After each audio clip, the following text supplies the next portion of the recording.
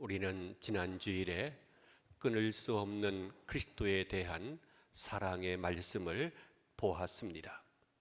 누가 우리를 그리스도의 사랑에서 끊으리요? 환난이나 곤고나 핍박이나 기근이나 적신이나 위험이나 칼이랴. 그러나 이 모든 일에 우리를 사랑하시는 이로 말미암아 넉넉히 이긴다고 했습니다.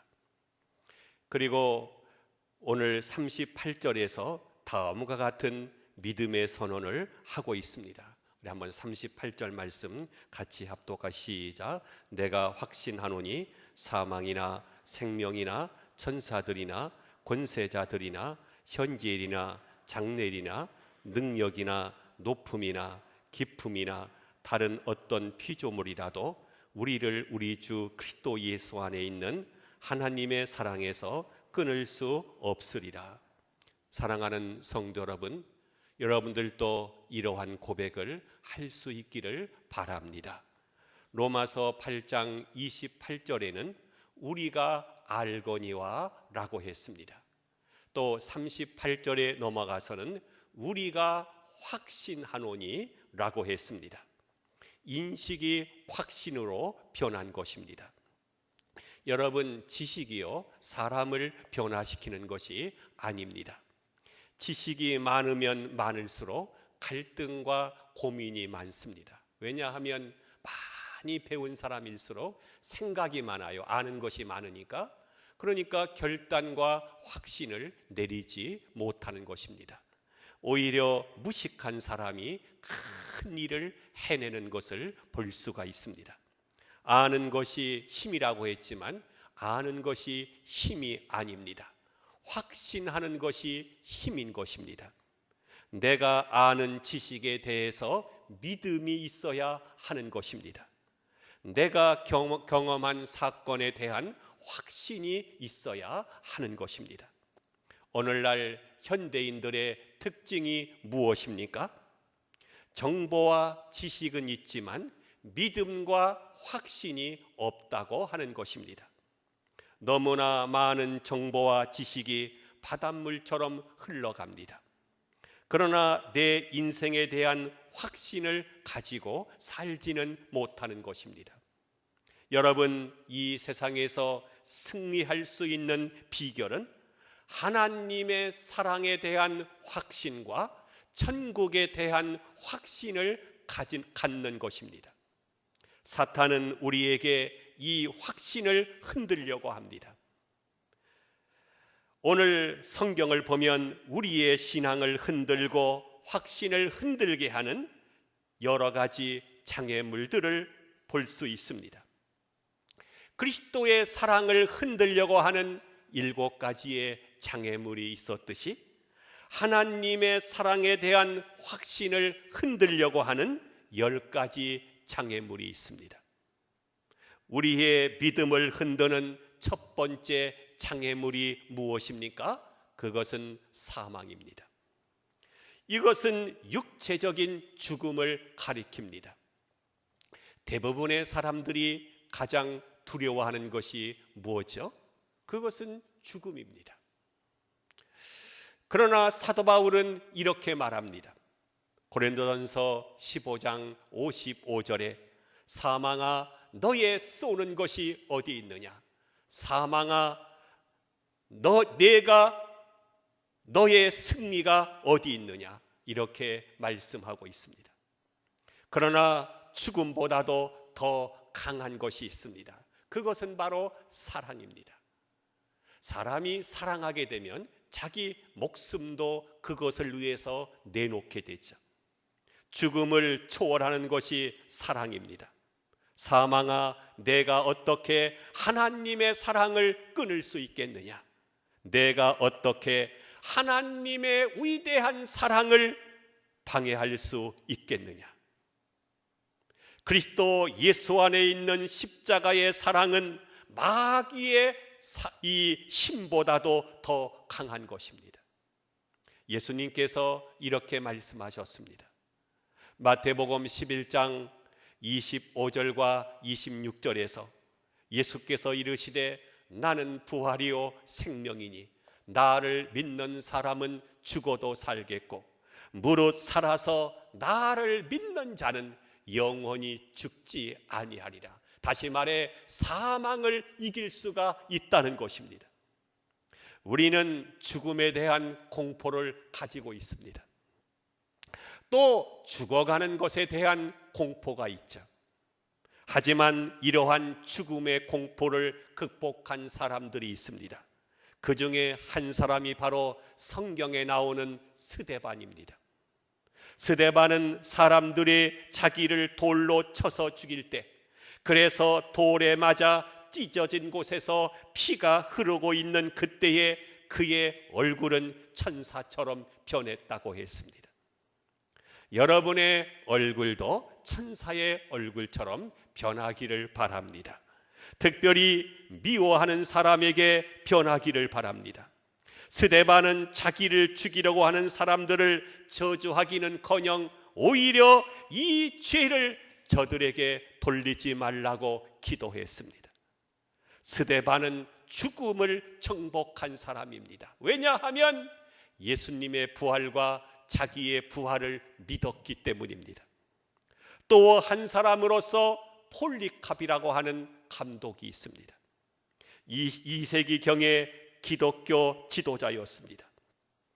예수를 믿는다는 이유로 로마는 이 사람을 처형했습니다. 처형하기 전에 사람들은 폴리캅을 이 화형대의 기둥에 묶어놓고 이렇게 말했습니다. 내가 예수를 부인하면 살 것이다. 예수는 사기꾼이라고 말해라. 그러면 너를 살려줄 것이다.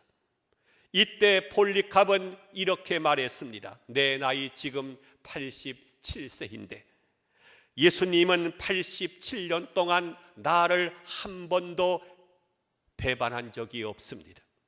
그런데 내가 어떻게 더 살겠다고 예수 이름을 배신할 수가 있겠습니까? 당신들이 나를 불태워 죽인다 할지라도 나는 그분을 배신할 수 없습니다 라고 말하면서 장렬하게 화형을 당하며 죽은 것입니다. 여러분, 누가 우리를 그리스도의 사랑에서 끊을 수가 있겠습니까? 누가 그리스도 안에 있는 하나님의 사랑에서 끊겠습니까? 사망이나 죽음도 우리의 신앙과 믿음을 약화시킬 수는 없는 것입니다. 두 번째가 무엇입니까? 생명입니다. 이 생명은요, 살아있는 동안 이 세상에서의 삶을 말합니다. 세상 사람들의 소원이 뭐죠? 이 땅에서 오래오래 살면서 건강하고 행복하게 사는 것입니다. 이 세상에서 살아있는 동안 누릴 수 있는 모든 특권과 쾌락과 즐거움을 누리고 싶어 합니다. 세상에서 가질 수 있는 모든 것이 이 생명이라고 하는 말 안에 다 들어 있습니다. 마귀는 우리를 유혹할 때 내 생명을 나에게 주면 내가 이 세상의 모든 부를 주겠다. 예수님도 마귀가 유혹했습니다. 내가 나에게 절하면 이 세상을 다 너에게 주겠다. 이것이 바로 생명의 유혹입니다. 그러나 이 생명도 내가 하나님을 사랑하는 것을 끊을 수가 없었던 것입니다. 우리의 신앙은요, 적당히 해서 얻어지는 것이 아닙니다. 우리의 신앙은 연단을 통해서 정금같이 나오게 됩니다. 고난 없이 신앙은 자라지를 않아요. 잘 먹고 잘 되고 만사가 형통한데 무슨 신앙이 필요하며 무슨 예수님이 그런 사람에게 필요하겠습니까? 죽음에 직면했을 때 생명을 걸고 악한 영들이 집요하게 방해하고 핍박하더라도 흔들림이 없이 그 가운데 의연하게 서 있는 것이 신앙입니다. 이런 신앙은 어느 누구도 흔들 수가 없습니다. 어느 누구도 이 믿음을 끊을 수 없습니다. 그래서 결국은 순교를 하기까지 가는 것입니다. 세 번째가 바로 천사들입니다. 여기서 말하는 천사들은요, 하나님의 천사들을 말하지 않습니다. 악한 천사들을 말합니다. 악한 영들을 말하고 있습니다. 이 악한 영은 우리를 더럽게 합니다. 때로는 거짓말하게 만듭니다. 우리에게 질병을 가져다 주고 우리를 파괴합니다. 하지만 사탄이 우리를 우는 사자같이 삼키려고 할지라도 하나님께 대한 우리의 사랑을 끊을 수가 없다는 것입니다. 네 번째는 권세자들입니다. 이것은 통치자나 지존자를 말합니다. 에베소서 6장 12절에 우리의 씨름은 혈과 육을 상대하는 것이 아니요 통치자들과 권세자들과 이 어두움의 세상 주관자들과 하늘에 있는 악한 영들을 상대함이라고 했습니다. 높은 위치에 올라가서 신앙생활을 잘 하기란 매우 어렵습니다. 권력이 하나님이 됩니다. 돈이 많으면 돈이 하나님을 대신합니다.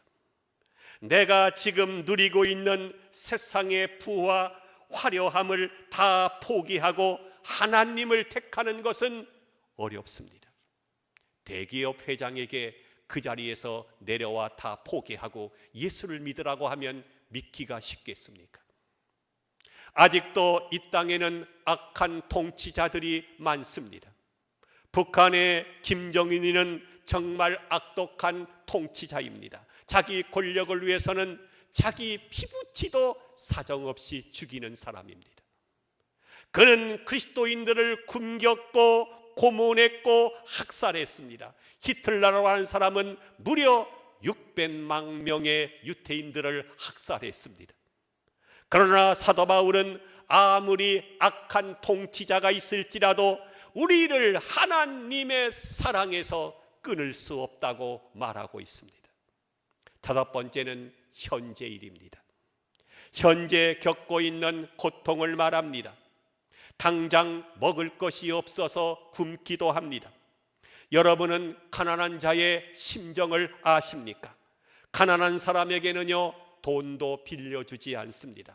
받을 길이 없기 때문입니다. 길이 없습니다. 쫓겨다닐 수밖에 없습니다. 모함을 받을 수도 있습니다. 조롱을 당하고 때로는 죽임을 당할 수도 있습니다. 여섯 번째는 현재와 상반되는 개념인 장래일입니다. 이것은 미래에 겪어될 환난과 고통을 말합니다. 장래에 일어날 일을 알면 불안하게 됩니다. 여러분, 고통을 당하는 것보다 더 무서운 것은 장래에 대한 불안입니다. 인간은 육체를 가진 연약한 존재이기 때문에 장래에 닥칠 재앙들을 피하고 싶어 합니다. 그러나 장래의 재앙도 우리를 그리스도의 사랑에서 끊을 수 없다고 했습니다. 일곱 번째가 능력입니다. 이것은 악한 천사나 권세자들이 가지고 있는 어떠한 힘을 말합니다. 마귀도 초자연적인 능력을 제한적으로 사용합니다. 그러나 어떠한 초자연적인 능력이 있다고 해도 누가 우리를 그리스도의 사랑에서 끊을 수가 있겠습니까? 여덟 번째는 높음입니다. 즉 위에 있는 힘을 말합니다. 다시 말하면 높은 자리에 올라갔을 때에 얻을 수 있는 모든 것을 말합니다. 사탄으로부터 받은 권세, 부, 명예, 높은 지위 등을 말합니다. 아홉 번째가 무엇입니까? 기품입니다. 이것은 아래에 있는 세상을 말합니다. 가장 낮은 곳에서 일어날 수 있는 모든 일들을 의미합니다. 가난과 멸시와 천대, 낮은 지위 등이 그것입니다. 여러분, 우리가 낮은 곳에 있으면 굉장히 힘들어하죠. 그러나 아무리 좋은 환경도 우리를 유혹할 수 없고, 아무리 낮고 비천한 환경도 우리를 좌절시킬 수가 없는 것입니다. 이런 것들이 우리를 그리스도의 사랑에서 끊을 수 없습니다. 우리가 지금까지 하나님의 사랑에 대한 확신을 흔들려고 하는 9가지 장애물을 살펴보았습니다. 이 모든 것을 보면 우리의 믿음은 사망이나 생명이나 천사들이나 권세자들이나 능력이나 현재일이나 장래일이나 높음이나 깊음, 이 깊음 같은 이러한 모든 시련들을 겪으며 싸우고 넘어지면서 생기는 것입니다. 이것이 바로 정금 같은 신앙입니다. 이것이 기적을 일으키는 신앙입니다. 세상을 변화시키는 신앙인 것입니다. 이런 의미에서 볼 때 우리의 신앙은 얼마나 값싸고 천박한지 모릅니다. 잘해주면 좋아하고, 고통을 주면 싫어하고, 박수를 쳐주면 교회에 나오고, 무시당했다고 안 나오고, 상처받았다고 시험 들어 교회 안 나오고, 우리의 신앙은 대부분 이렇습니다. 여러분, 헌신이 없는데 어떻게 신앙이 생기겠습니까? 그런 신앙으로 무슨 일을 하겠습니까? 무슨 기적을 일으킬 수가 있겠습니까? 모든 시련과 역경을 통해서 마치 조개 속에서 진주가 생겨나듯이, 돌이 녹아서 정금이 되듯이 신앙도 이렇게 탄생하게 되는 것입니다. 이런 신앙을 가진 사람들은 어떠한 경우에도 흔들리지 않게 됩니다. 어떠한 말에도 상처받지 않습니다. 어떠한 손해에도 괴로워하지 않습니다. 오직 그리스도의 영광을 위해서 내가 살든지 죽든지 그리스도만 존귀케 합니다. 사도 바울은 로마서 14장 8절에서 이렇게 말씀합니다. 우리가 살아도 주를 위하여 살고 죽어도 주를 위하여 죽나니 그러므로 사나 죽으나 우리가 주의 것이로다. 돌에 맞으면 어떻고 감옥에 가면 어떻습니까? 배고프면 어떻고 강도를 만나면 어떻고 내 주위의 모든 것들이 곤두박질을 치면 어떻습니까? 이런 것은 그다지 중요하지 않습니다. 왜냐하면 잠시 후에는 모두가 지나가 버려 없어질 것이기 때문입니다. 여러분, 사랑에 빠진 사람을 본 적이 있습니까? 사랑하는 사람은요, 자신을 보지 않습니다. 오직 사랑하는 사람만 바라보게 됩니다. 내가 병들었다든지 손해를 보았다든지 하는 것들은 별로 생각하지 않습니다. 자기가 잘 보이지 않고 사랑하는 사람만 보이게 되는 것입니다. 하나님을 정말로 사랑하는 사람들은 다른 사람들이 나에게 무슨 말을 하는가에 대해서 관심을 갖지 않습니다. 예수님께서 나에게 무슨 말씀을 하시는가에만 관심을 갖습니다. 그의 눈에는 오직 예수님만 보일 뿐입니다. 10번째는 다른 아무 피조물입니다. 이것은 위에서 언급한 9가지 이외의 모든 것들을 말합니다. 그 어떠한 세력도 어떠한 존재도 그리스도 예수 안에 있는 하나님의 사랑에서 끊을 수가 없습니다. 여러분, 찬송가 94장을 기억하십니까? 조금 전에 부른 찬송이죠. 주 예수보다 귀한 것은 없네. 이 세상 부귀와 바꿀 수 없네. 영죽을 내 대신 돌아가신 그 놀라운 사랑 잊지 못해. 세상 즐거움 다 버리고 세상 자랑 다 버렸네. 주 예수보다도 귀한 것은 없네. 예수밖에는 없네. 이러한 가사입니다. 여러분들은 어떻습니까? 세상 부귀와 예수님을 바꿀 수 없다는 고백을 할 수 있습니까? 대통령직과 예수님을 바꿀 수 있겠습니까? 국회의원직과 예수님을 바꿀 수 있겠습니까? 부귀와 돈과 근과 음을 예수님과 바꿀 수 있겠습니까? 이 찬송가를 지은 사람의 이야기를 알고 계십니까? 1930년대의 일입니다. 미국의 대공황이 왔을 때 21살의 한 청년이 있었습니다. 그는 그의 아버지로부터 더 이상 대학 학비를 댈 수 없다는 말을 듣습니다. 그는 2학년을 중퇴하고 보험회사에 들어갑니다. 바리톤의 저음으로 찬양을 잘하는 그는 어느 날 우연히 NBC 방송국의 프레드 알렌이라는 사람의 눈에 띄게 됩니다. 얼마 후 전국으로 방송되는 무대에서 1,500명의 관중들이 지켜보는 가운데 가라 모세라고 하는 흑인 연가를 불러서 대히트를 치게 됩니다. 그래서 고정 출연자가 되어줄 것을 요청을 받았고 월급도 제대로 받지 못하는 그때에 안정된 출세의 길을 보장받게 됩니다. 그는 너무나 기쁘고 즐거웠지만 집에 돌아오면서 고민하기 시작합니다. 바로 어머니 때문입니다. 그의 어머니는 아들이 하나님의 일을 하기를 원했습니다. 아들을 그렇게 만들기 위해서 10년 동안 기도해 왔습니다. 아들의 이야기를 듣고 어머니는 아들에게 한 편의 시가 적힌 종이를 주었습니다. 그 시는 바로 주 예수보다 귀한 것은 없다고 하는 내용이었습니다.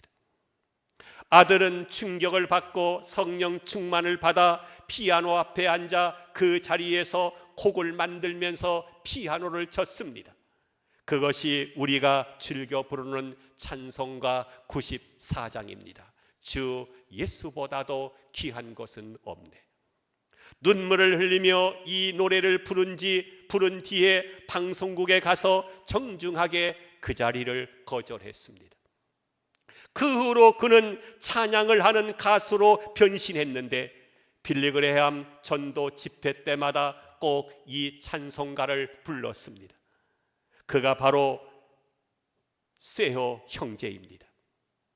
그는 젊은 나이에 출세와 영광의 길을 거부하고 복음의 전도자의 길을 선택한 것입니다. 그가 이 찬송가를 부르면 수많은 사람들이 은혜를 받았습니다. 세상에서 돈에 빠지고 쾌락에 빠졌던 수많은 사람들이 이 찬송가를 듣고 주님께 돌아왔습니다. 우리 교회에 건축 설계를 하셨던 장로님이 한 분 계십니다. 어느 날 불교로부터 낙골당 설계를 부탁받았다고 합니다.